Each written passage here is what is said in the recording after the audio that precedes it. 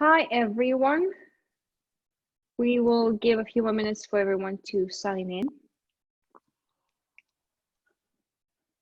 So always take a moment. Last time when we had a webinar, nothing was working for 10 minutes. So this time, the fact that a few people already logged in makes me quite happy. We'll just wait a couple more minutes and we'll get started.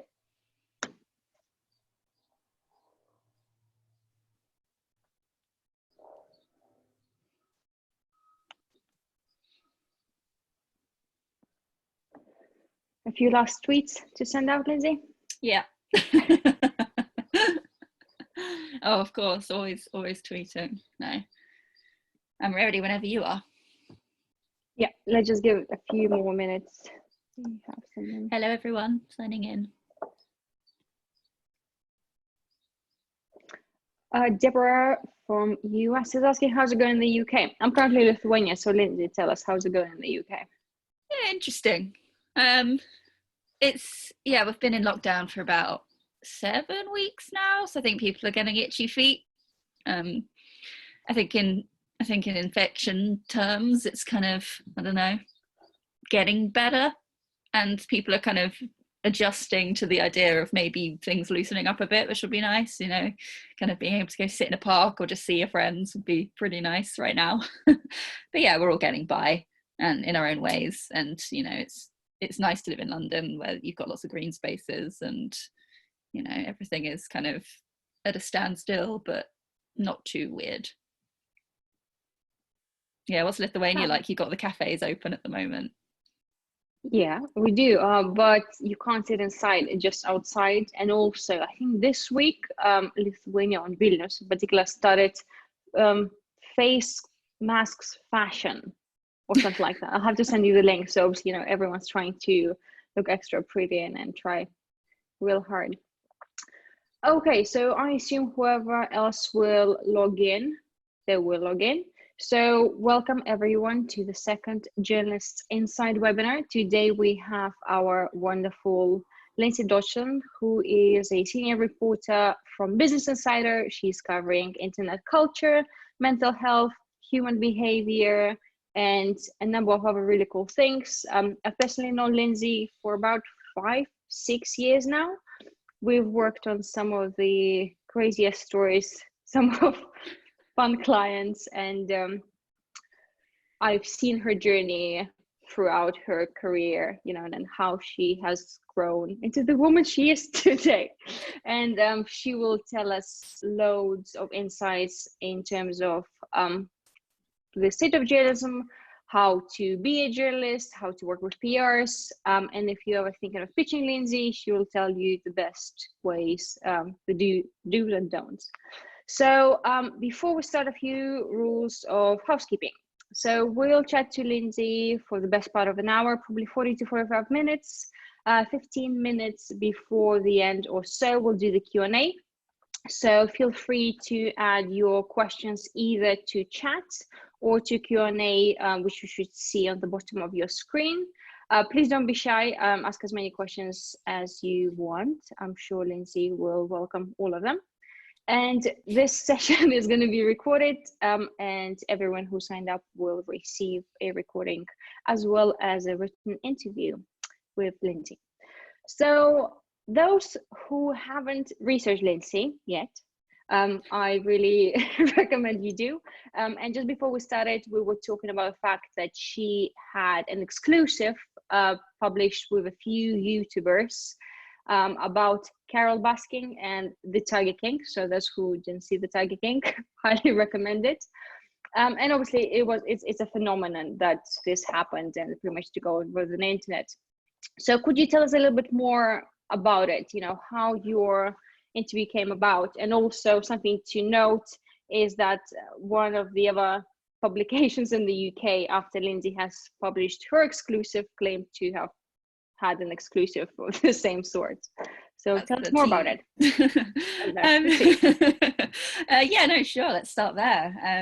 So I cover YouTubers and kind of internet culture quite a lot, you know, anything that's going on in the internet space I'm pretty fascinated by. And I have a good relationship with these two YouTubers who are called Josh Peters and Archie Manners, and they're kind of pranksters, really. They always kind of like to do little social experiments to see what they can get away with. You might have seen them in the news because they gave Katie Hopkins an award recently, which, you know, kind of tricked her into having a very rude word behind her on a projection screen. The C word. Yeah, the C word.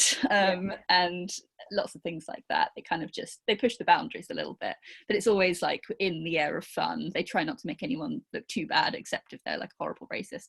But anyway, so yeah, it's the exclusive I had with them was that they had pretended to be late night hosts in America, James Corden and Jimmy Fallon, and booked celebrities onto their show.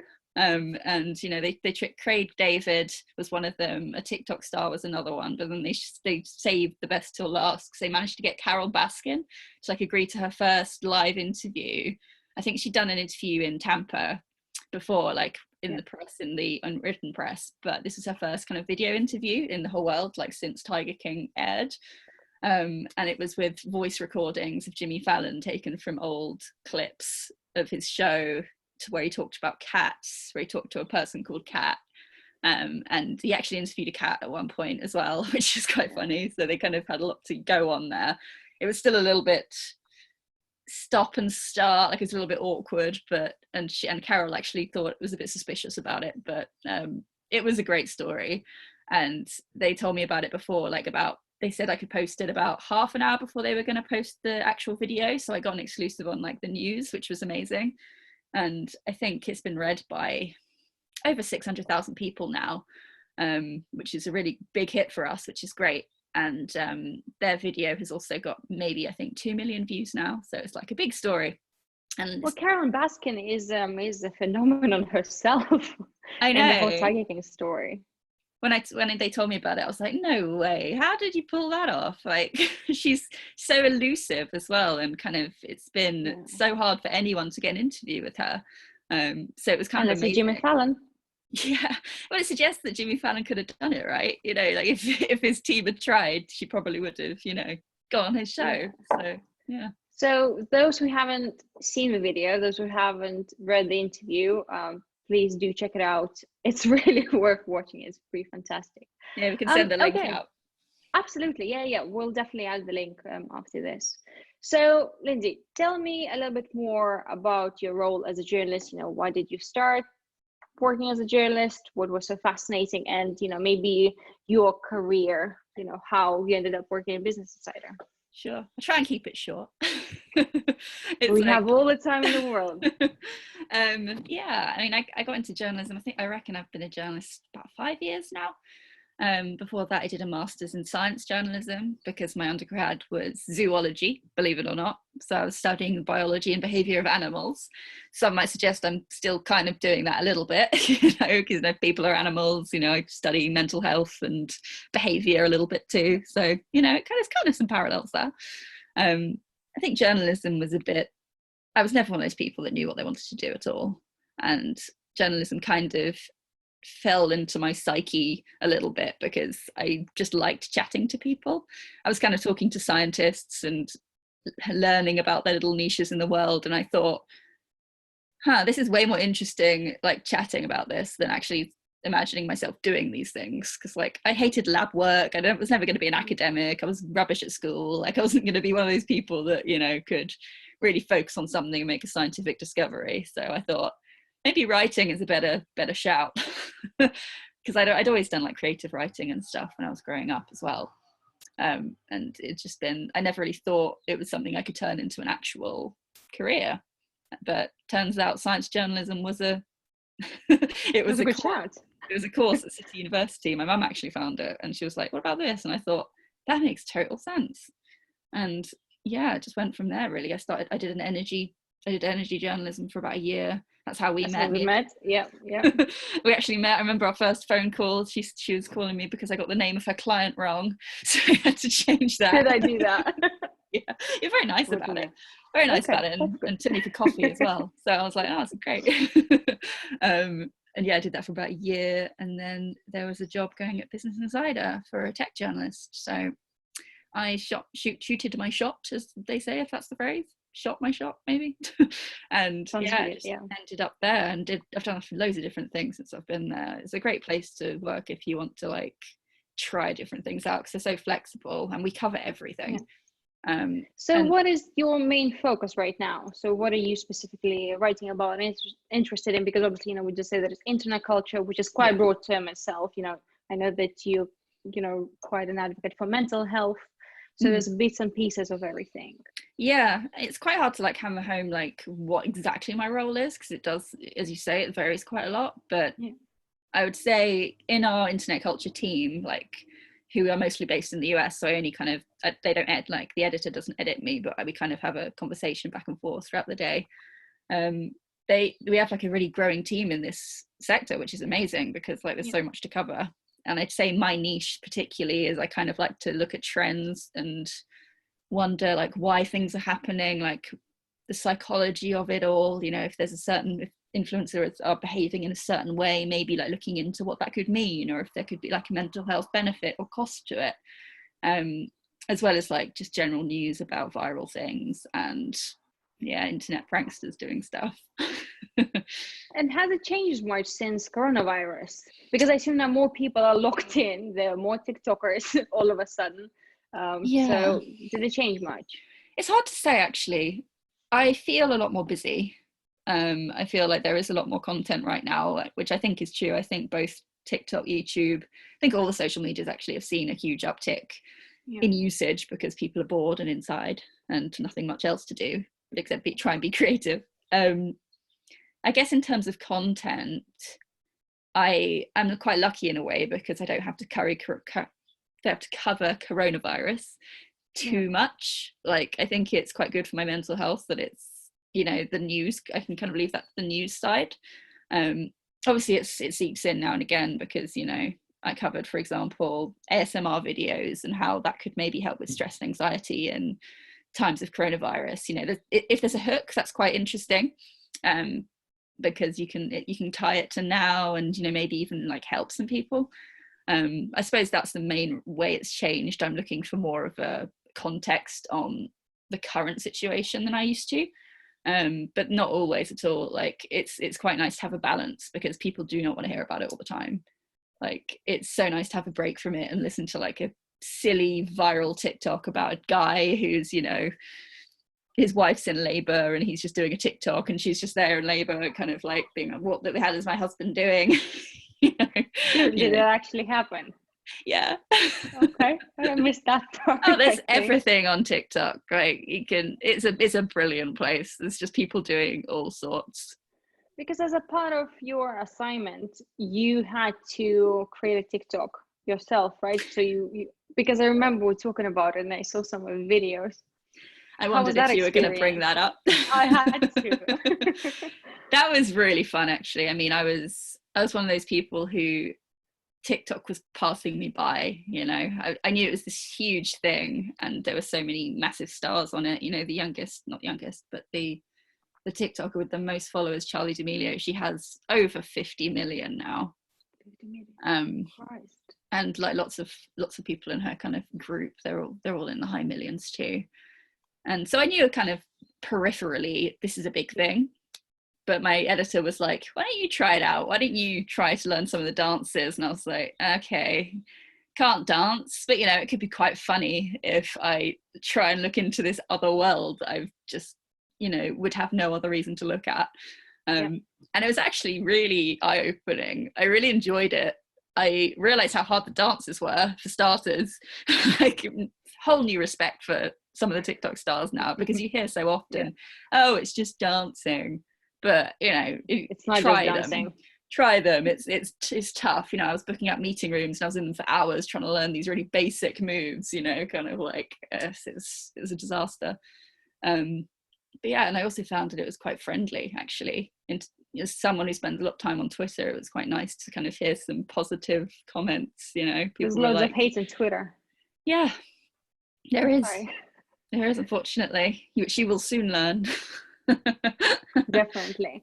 So, and if we talk about your day-to-day role, because we do have quite a few PRs that join us for a chat. We have a few founders of small businesses that might be looking into trying to get that international coverage. And the biggest problem I see with a lot of PRs, or people who are just starting out, that they think that journalists, just sitting there and waiting to receive that one email, right? But in reality, there's so much pressure that is on a journalist. So, obviously you need to find the story, you need to research the story, you need to write up the story, you need to pitch it to the editor, someone, I guess, edit it, and, you have to make amendments to it. So there's a whole science behind it that I feel that a lot of people just don't see. They just think, you write one article, like, I don't know, in a week, and that's about it. Because when we spoke a while ago, you did say that you had to produce quite a few articles almost on a day-to-day basis. And that is an enormous workload. So for those that are here and think that, you just get 3 emails per day, how many emails do you get? What is it like? In emails, I'd say I probably get 200 a day, and maybe 100 of those are pictures. How many of those are good pictures? Just be brutally honest. That's all right. In terms of what I can use, like, let's talk blind pictures. Out of all the blind pictures I get that just out of the blue, maybe one. Maybe one out of those 100 is, I will catch my attention as something like that's A, relevant, and B, kind of something I can see myself writing about. I get a lot of pictures from, I use the journo request hashtag quite a lot on Twitter. That's not a blanket rule, like some journalists don't use it at all, but I actually find it really helpful. And so I get quite a lot of pictures through requests I've sent there. And like, that'll be a much better payback because like they already know what I'm after. And, it's much more likely I'm going to get something relevant because I've literally put out there exactly what I'm working on and, exactly what kind of client I'm looking for from your side. And yeah, I mean, it's quite hard to filter through so many. To be quite honest, I don't, it's really is a kind of scanning game. Like if I come to work in the morning, I've got like, I'm quite good with my emails. I don't have one of those inboxes, which is like 10,000 unreads. Like I clear them. Yeah. You just delete them all. No. I mark them as read. So they're always there. It's just, if I have like 100 sitting there, I'm like, well, I can't read all of these because I've got stuff to get on with. So I kind of scan for keywords. So it's like you're looking at the subject line, I assume. Yeah. For the keywords that are more or less relevant to what you're covering. Yeah, I look for keywords and I look for like names that I know, like PRs or clients or sources I work with. And like I'll mark everything else as read because I'm just like, I can't get to this. So that's first thing in the morning. Like maybe later on in the day I might like have more of a focus, like if I get like things coming in and like I see something that could be interesting, I'll maybe pay more attention to it. But mostly no. It's difficult because like I'm sure there are some good stories in there, of course there are, but it's just a matter of like time, like what kind of time can I dedicate to it, so, and like I've got so many other stories to work on anyway, it's not really like in my best interest to dedicate much time to it as well. Do you happen, because this is something that I've heard and this is something I bring it up with all the journalists that I know now, that you guys have naughty and nice lists. So obviously, you said that you would normally go, you would normally open an email of a person that you've spoken to or someone that had given you good scoop before. Yeah. But do you have some of the, I guess, PRs or some of the founders that just keep sending you relevant information? You just like blacklist them or just put them on your naughty list? Because the nice list apparently is the dreamland for any person who wants to get into international coverage. Is that true or false, Lindsay? I can't speak for everyone, but I know certain journalists who are brutal about that. Like Taylor Lorenz is one. Like she's like says, from her website, PRs, if you send an email to this address, if you pitch me, I will block you, I will block your company, I will find where you live. It's hilarious, but she must get so many, so it makes sense. But like for me, I don't blacklist people. I haven't got lists, mainly because I'm a very type B person, to be honest. It's nothing to do with me being ethical or nice. It's just because I don't make lists. If you don't need them, why would you? I have a good memory though. And, if I find someone has been difficult to work with or annoying or has pestered me a lot and kind of one thing I find really annoying is when PRs will pitch me things and just try and shoehorn their clients into stories. I find that so annoying. So like I'll things like that, I'll be like, well, we weren't that helpful before, so maybe I won't, pay attention to this one either. But I'll never, unless nothing's ever happened which has made me think I'm never working with this PR or this PR company or these clients ever again. I'm quite fortunate to say that, I think. Okay. But I imagine it's probably for people who are more type A than me. Those lists definitely exist. So I'd be careful about who you're pitching to and the way you're doing it, just in case. So journalism has changed drastically. I think even since, the moment that we met, where we managed to go out for coffee, for lunch, because there was more time and there were less stories, I guess, to cover with all the crazy things happening right now. So how do you think, for example, like the whole of the journalism as I guess, as a career, as the world has changed, that's one thing. And now when PRs or founders can't or don't really have time or, can't really afford themselves, to take you out for lunch, for dinner, for drinks, to get to know you more, how to make sure that they're one of the few people that you see their email or, you see their email or name in the inbox and you're like, okay, this one I will open it, if you've never met them before. There's like two questions here. If I've never met them before, it's literally the first email. Yeah, it's a tricky one. I think because I am so like, so many of my relationships with PRs have been on that kind of building basis, as it's kind of like, we've got to know each other, and we know, what clients I like, I know what clients you have that are useful, and we get each other how each other pitches, and we can have conversations about it. And I just find that so valuable. But I do understand like not everyone has that time. So if I got an email from someone I'd never heard of before and I wasn't going to ignore it, it's so difficult. I reckon probably you'd have to put in quite a lot of time into researching. This is going to sound so egotistical, and I don't really mean it to at all. But like researching what I do. Like, and that can just be like every journalist has an author page, so like looking at the author page, seeing what their most recent stories are, seeing if there are themes, seeing if there are people that I cover a lot, if there are subjects I cover a lot, like mental health, for example, and like the spins on that, like what themes are there that are going to make it relevant, like your thing relevant to me. And I guess it's going to be luck at the end of the day. I hate to say it, but if you get that kind of, if you put something that like I'm interested in, if you put like, say, I don't know, David Dobrik, for example, who's a YouTuber who I cover a lot, if you put him in the subject because you've got like an idea about one of his videos that you think is interesting, and you got someone to comment on it, if I see David Dobrik, I'll be like, I'll definitely click on it, for example. Or I cover narcissism quite a lot, quite randomly. And why didn't you interview me yet? With my narcissistic behavior. No, it's crazy. But yeah, like I love talking about personality types and weird, personality defaults and defects and stuff.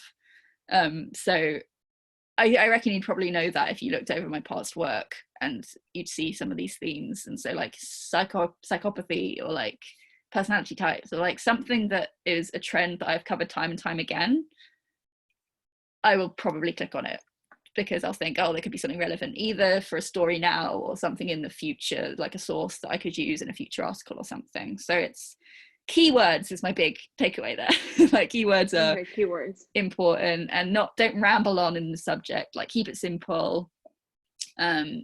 Because like actually Google email is quite smart, and it does flag things as important that I do kind of talk about a lot, like YouTube, mental health, psychopaths, these kind of random things.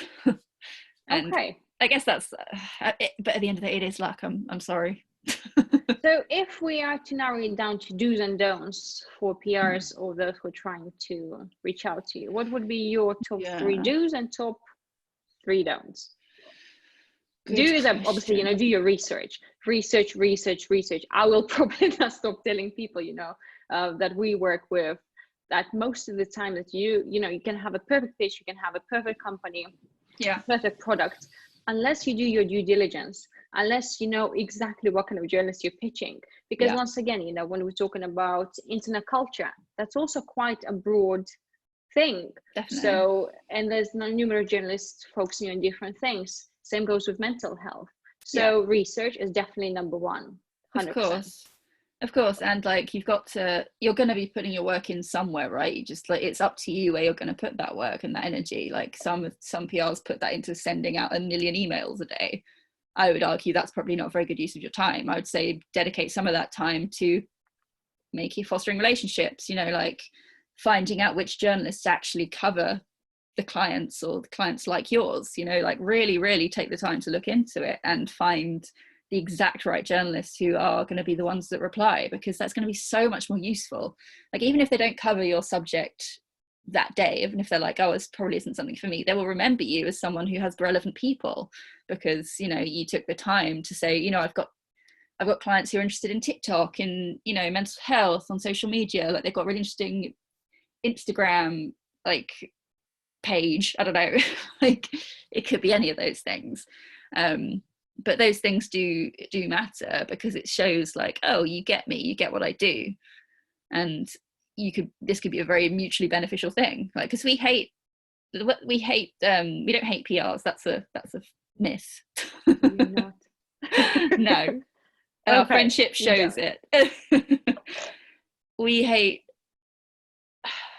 irrelevant PR pitches, because it's just so like, I mean, it's not that bad having to clear your inbox every day. I know there are worse things in the world, but like it could be so much better for everyone if both of us put more effort into thinking, okay, well, how can we get something out of this that actually means something? Because I hate to use this analogy, but like the whole give a man a fish thing. Yeah. Like you get your PR, like say you got your pitch in your press release in a publication, great. Then what? Like if you haven't fostered that relationship, that's just gonna fizzle away. They're just gonna be like, oh well, on to the next thing. Whereas if you've got a relationship with someone, you can have such better stories. I feel like I'm just hammering down the same point here, which is fostering relationships, but I'm such a big believer in it. I think so we have number 1 is research, 2 fostering relationships, and number 3, what should we do? What should we do, Lindsay? Oh, it's such a good question. It's like, I think being timely is important, because also what I see sometimes, and what I've read in some horror PR stories, is that a PR person is getting in touch with a journalist, some sort of relationship is starting, and let's say you ask me to send you something by noon. And if I say that I send it by noon, I am expecting to send it by like, let's say 11:30 max. So to make sure that, you have enough time. Because if I don't, I put your work in jeopardy. I put my reputation in jeopardy. And then by the end of the day, I have a feeling that, when I send you like 17 more pitches, you'll be like, you're not a very reliable person. Yeah. And this is something when, I'm talking to young PRs and try to explain them what our work is. Our work is to stay kind of sane, first of all, and secondly, kind of always be on top of things that are happening. And if you need something at a certain time, make sure that you actually do it. Yeah, that's important. Probably, I mean, I think a lot of journalists will give leeway on that as well, like as long as you kind of stay communicative as well. But that is important. I'd also say communicative, yeah, keeping in touch and saying like, oh, if you are a bit delayed, just let them know and stuff. And that goes for journalists as well, because we're so bad at that as well. Like we'll be like, oh, sometimes pester you like, hi Lindsay, do you remember me? How are you doing? I was like, I'm working on it, I'm sorry. So what about don'ts? Because I think one of the things I would like to ask you is, as you said, it's much better to send a relevant pitch, idea, a press release to a well-researched journalist. Yeah. So what do you think about all the wires? PR Newswire, Business Newswire, I don't know. There's so many news wires nowadays that, you just pay a couple of hundred and then it just sends out to all the relevant journalists. But do you open those news wires? Is that even worth it? Or is it just lazy job for someone like, yeah, let's just get over and done with it? I honestly barely even know what you're talking about. Have you never received a newswire? So apparently there are websites where you upload your press release, you pay a chunk of money. I think it kind of depends, but in the range of around like what, 500 quid. And then it sends out to journalists, I think, via some sort of database where they would potentially have your email address. Yeah. And then maybe you just get it in spam. Check your spam, Lindsay. I probably get it. I probably just ignore them because I just don't respond to press releases really. And this is something that's different between, because I'm a senior reporter now. Like I have a lot more time to dedicate to stories I care about rather than quick hits. So like this is, I mean, before in my career, like when I was a junior journalist, I was much more kind of looking for shorter stuff that I could get out that day, you know, kind of like just build up my portfolio. So like that's definitely changed for me. And so I don't want to say press releases are always useless because they're not. But for me, if you want to get like a more impactful story out of something, I would say probably not worth the money. But then again, I don't run a PR business, so I don't know. It's hard to say what the payoff is. But I mean, if it's there, I guess, you know, there's demand for it. Yeah. Yeah, I mean, and lots of publications do turn around press releases still.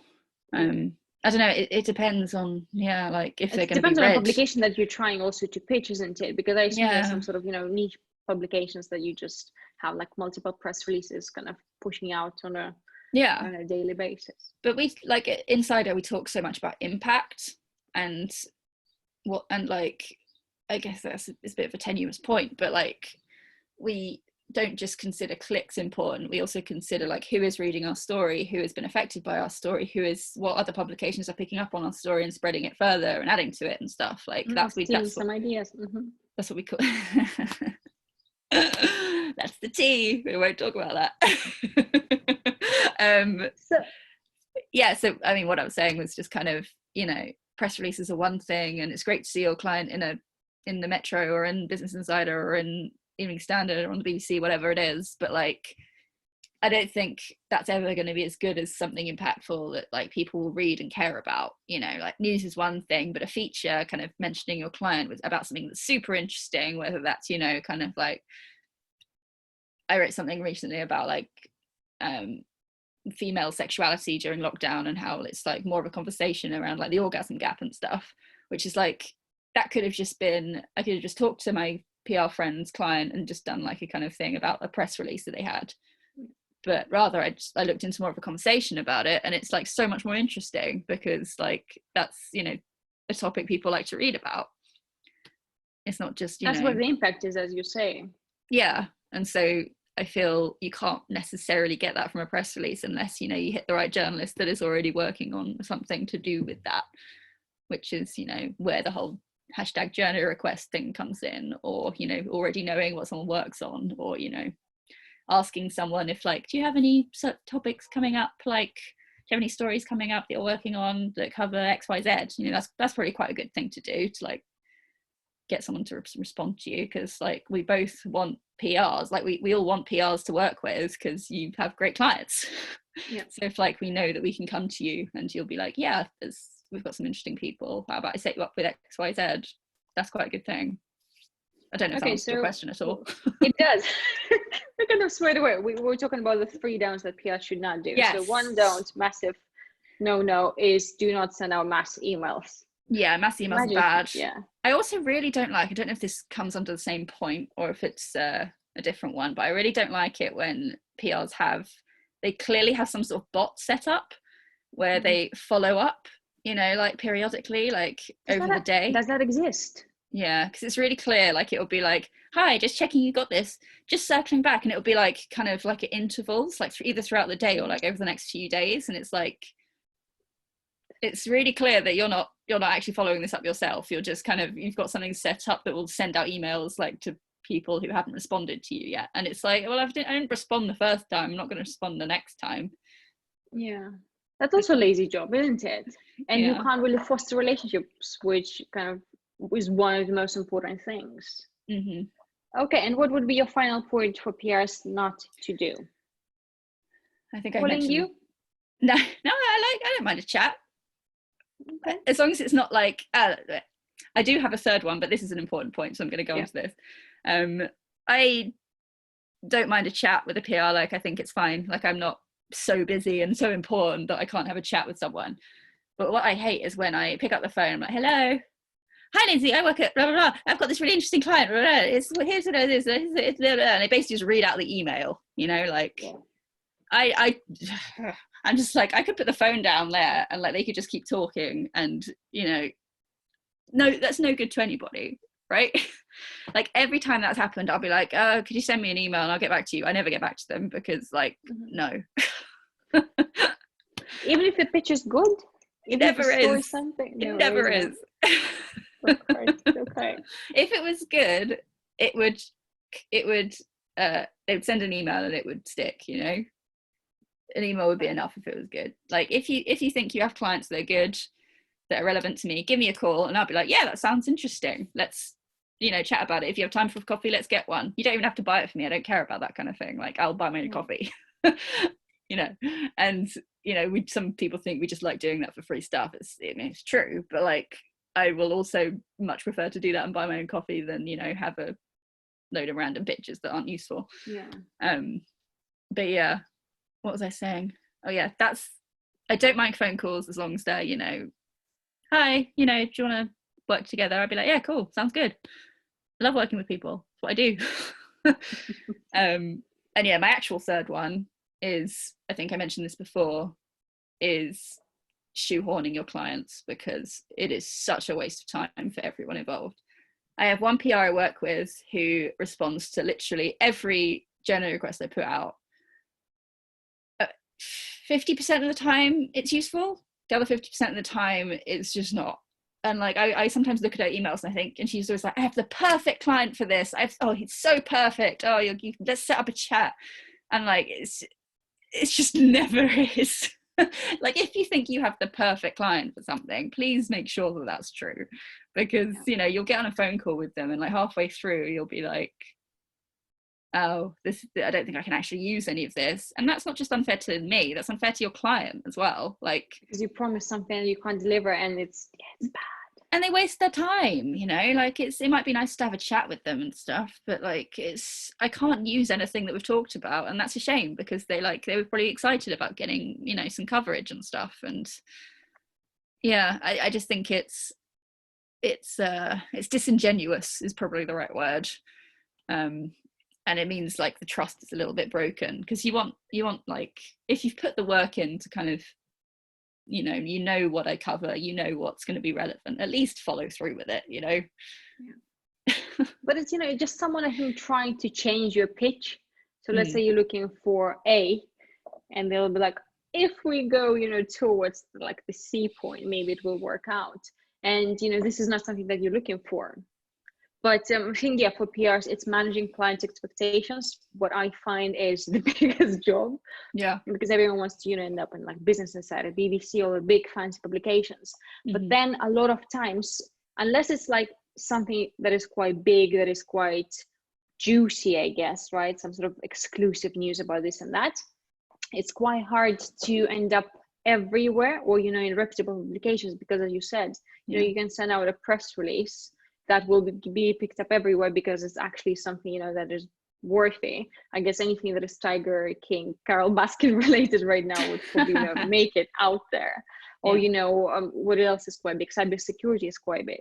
But when you work on, as you said, I guess a little bit more impactful, or, you know, smaller stories and ideas, you know, trying to pitch you something that is kind of remotely related, but not really related, is wasting your time, as you said. It's absolutely wasting your time. And then your client ends up talking to you, and then you say like, oh yeah, I can't really use anything. And that puts a PR person in a horrible position, saying that, now everyone loses. It's not usable information. And then obviously you can, I guess, I don't know, not necessarily get shouted at. Yeah. But no one wins in that situation. It's like, everyone loses the trust, as you say. Yeah, definitely. So in terms of pitching, something we've been talking about for the past half an hour. So when is it the best time to pitch? You know, when is the best time for you to receive emails? You know, like, do they have to be, because obviously the subject line is quite important. We know that. You don't want to kind of receive like 7-page press release in the email. So what is something that you're looking out once you open the email, once you see or saw those keywords in the subject line? Well, it varies, it depends on if we're talking about just a story. I think something that's really important is, digital journalists, we don't just have to think about the story. We have to think about the headline. We have to think about the picture. We have to think about the social caption, because so much of our traffic comes from social media. Like it's crazy that it's so important. Like if you as a PR can't imagine clicking on a story and seeing it on Facebook and clicking through on it, then we won't either, and we won't cover it because nobody's going to look at it. I think if you can add anything that helps with framing like that, because that's part of the battle. It's just how can we get people to want to click on this and think and see it as something that they will be really interested in, even if it's just suggesting a few headlines or something, or adding images that you think will be really eye-catching or something, and being I can kind of see the full package basically. I think that's something that's really important. Not all the time, obviously, you don't need to do our jobs for us, but it's helpful if you have a kind of angle there, and it's something that's relevant to what we've covered before, and it's kind of in our style.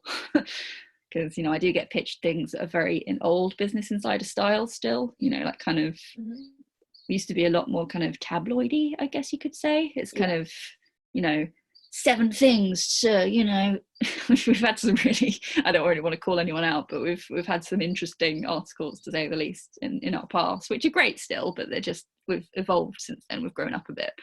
And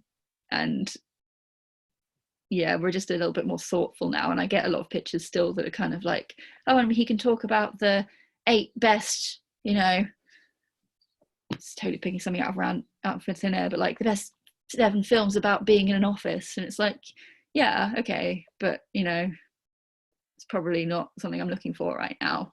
It's not just a clickbaity thing, 8 top 10 things, 8 whatever. Clickbait is probably quite the right word. I mean, we do definitely still do lists and stuff, but they're a lot more thoughtful than they used to be. We've got real music editors and reporters now who add their opinion to things and rate things. And our Jacob on our entertainment desk in the UK, he's very into TV and film, so he's really adds something. It's not just here's a list of things, it's here's a list of things and here's why you should care, and I'd say keep it short. I guess. I mean, I know there's something to be said for having all the information, which is true, but I don't know, I get a lot of emails which are this is going to sound so petty, but the formatting is just so depressing. The text and stuff. Okay. You can tell it's just been copied and pasted from a Word document or something, and she hasn't even bothered to he or she hasn't even bothered to look through it and kind of make it readable, if that makes any sense. It's just kind of here's a bunch of text that you probably don't care about, and I don't know, that's not even gonna get through to me. I'm just gonna look at it and be no, I'm not gonna read that. I can't be bothered. So would you say that, let's say, having 2-3 paragraphs that are quite short and sweet, and then having links, I don't know, I use quite often Google Drive, where you can find, I don't know, the press kit, the photos, stats, whatever else you might potentially need, but without attaching those 50 documents that when you open it can crush, or you really don't want to download it on your desktop, because I assume that you will have hundreds of different irrelevant sometimes documents, but just having something in one place. Yeah, I don't mind downloading stuff. I think it's quite helpful to have an email and then the information separate, actually. That's probably just a personal preference thing. And if you can kind of, I don't know, condense it down into a couple of documents, that's great. But I think I don't know, it's hard, isn't it? Because I can say I like a personal touch, but then I do get emails which are hi Lindsay, I loved your article on ... and sometimes they forget to fill in the blank or they just have insert link here. And it's quite clearly come from a template. just write the email yourself. That's all I can say. Just write it yourself. Be you. Say, hey, I'm a person. I'm pitching to you. Are you interested? And I'll be like, you know what? I might not be right now, but if you've got other clients, please feel free to email me in the future, and then maybe I'll remember you, and we can. Maybe it's just a maybe though. It probably will actually. Like there have been quite a few times in recent weeks where someone's come back to me after like an exchange like that, and it is much more helpful for sure. I don't know. It sounds so lame, doesn't it? Like, be yourself. Well, it's very true, though. I mean, by the end of the day, you are pitching a real person. And this is also something that I think a lot of people forget, that journalists are people. So they're not necessarily should be used just tools to kind of, push the agenda. Yeah. Which I know some people do, some journalists just push out whatever comes out, which is fine. But it goes down to, as you said, personal relationship, having established a trustworthy relationship where you can trust someone, where you know that that person is reliable, and sending emails, dear, fill in name, surname, blah, blah, blah. It just, you're just not really doing your job well. And it's the same, right? You'd much rather work with a journalist who's, it's the same, that or the other way around. You'd much rather work with a journalist who is going to put care and attention into your client's work, surely. Ideally, yes. Yeah. Yes. And is reliable and stuff. Totally. So we are 14 minutes. Well, we have 14 minutes left. So I say we go into busting myths with Lindsay. When I came up with this, I was very, very excited about it. And then guys, feel free to add any questions. I see that a few came through. So Lindsay, myth number 1, traditional print media will be dead soon. Will it? I don't think so. I think while, subscriptions and, circulations may be going down, I think there will always be people who are willing to pay for print media. Plus, so many publications are doing the kind of combined print and digital subscriptions. So, you can read online and you can get like a copy of it. I think The Economist does that. And I think the FT does that. We're only digital, so we don't have to worry about that. And as a digital journalist, and I've never worked in print, so my opinion is going to be very kind of narrow and very kind of blinkered, I would say. But I don't know, I'm fairly positive about that. I think we've been hearing this like, oh, print media is dying for at least the last 5 years that I've been in journalism. And it hasn't. People still do like that whole, having a magazine or having a paper and kind of like the tactileness of it. Like me and my boyfriend often get like the paper, well, we used to when times were normal, go to the pub with, a paper, because it's a nice thing to do. And I think millennials and maybe Gen Z as well are kind of a little bit more interested. I feel like the digital era was kind of like overtaking for a while, but now it's also like we love the digital, but we do love the tactileness of like things as well. We like retro stuff, and I don't know, maybe I'm being a bit naive there, but that's my opinion. Okay. Myth number 2.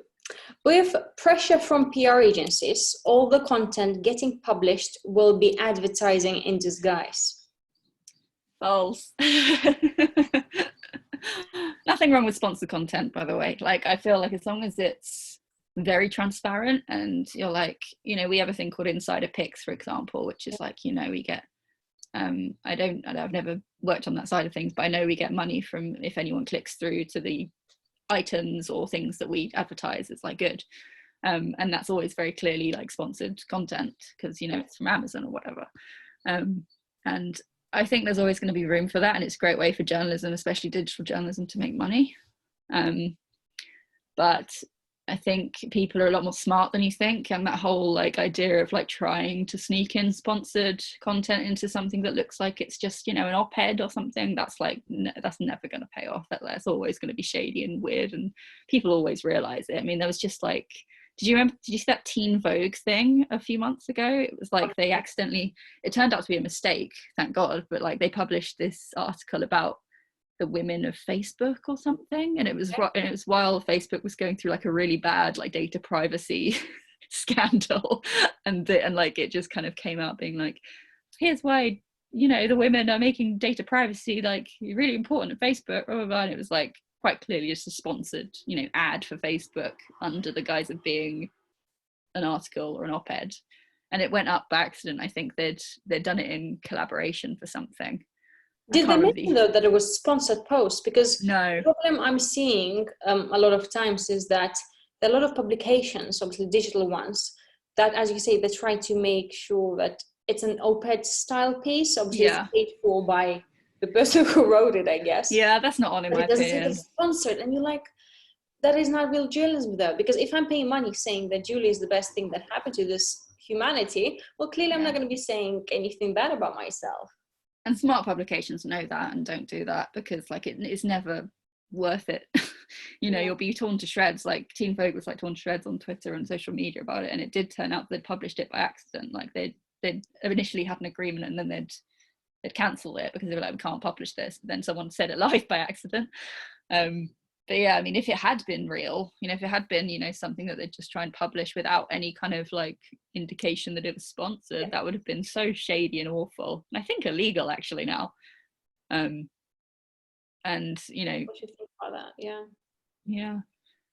I don't know. I don't think that really answers your question, but I do. I don't know. I think people are too smart to want to buy or look at content that's literally just advertising, and journalists have way too much of an ego to want to do that kind of work anyway. Like, I don't know. It's a tough one though, because you know it's the whole going back to, you know, how do you make money thing. Okay, myth number 3: journalists hate PRs. And I know you said no, but just to have it on record that no, you don't. No, you know, I appreciate that, yes, PRs can make my job a lot harder sometimes, but they can also make it so much easier.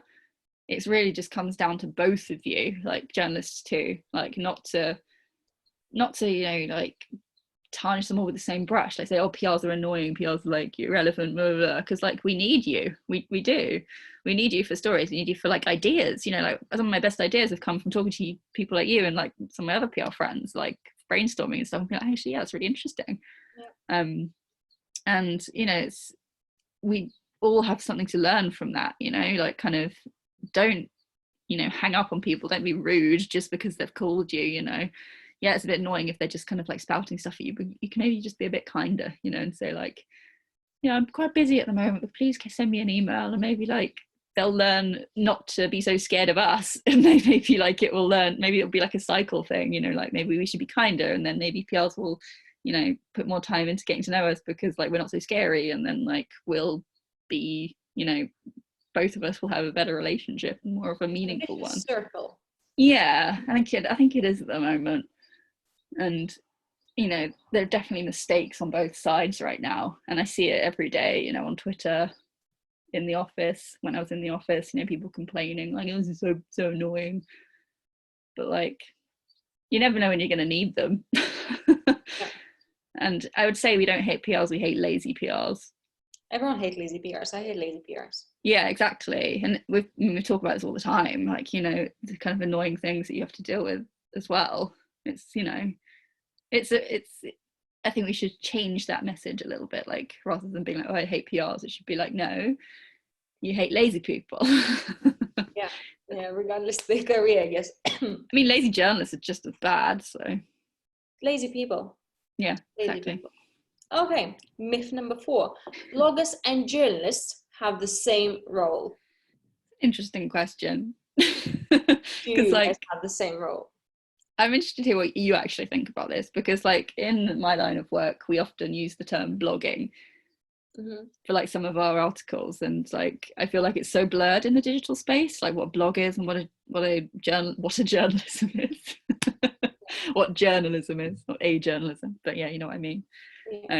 Blogs are like, you know, maybe you're writing up about a news story, or you've, you know, got a quick interview with someone, it's like, yeah, I'll just blog it. Whereas like journalism, I feel such a weird distinction, but I feel like it's kind of, you have to put more work into it, you're not maybe adding something more original, you're investigating, you're talking to a lot of sources, you know. I feel like as much as the lines are blurred now, I feel like there probably is still a distinction. I don't know, what did you have in mind when you asked me that? I was just thinking, there's loads of blogs out there, like online publications that not necessarily magazines, obviously some of them are, but some of them are just blogs. And you have people who are actually blogging, right? So they just not necessarily, because I think I agree with your distinction. So for example, I see like, let's say Financial Times, right? When they do their investigative journalism into some crazy stories, and then you read it and, someone's opening the can of worms. And I totally agree with you that sometimes when it's probably a small story, or, you can cover something without doing the thorough research, then it's more of a blog thing. But then you are not a blogger, you are a journalist, right? So all the stories that we worked together, you always did your due diligence, you interviewed numerous people, different parties. It was never just, a subjective view, which I think bloggers have sometimes. And that must be horrible if any other bloggers are going to be listening to this. I guess, yeah, blogger is kind of like, you don't have a publication behind you and you don't have any sort of example to set. It's literally just your thoughts on a page, on a digital page. On the other hand, I think if you start a blog at some point in life, if done right, it can turn into, a media publication. Yeah, definitely. That can happen.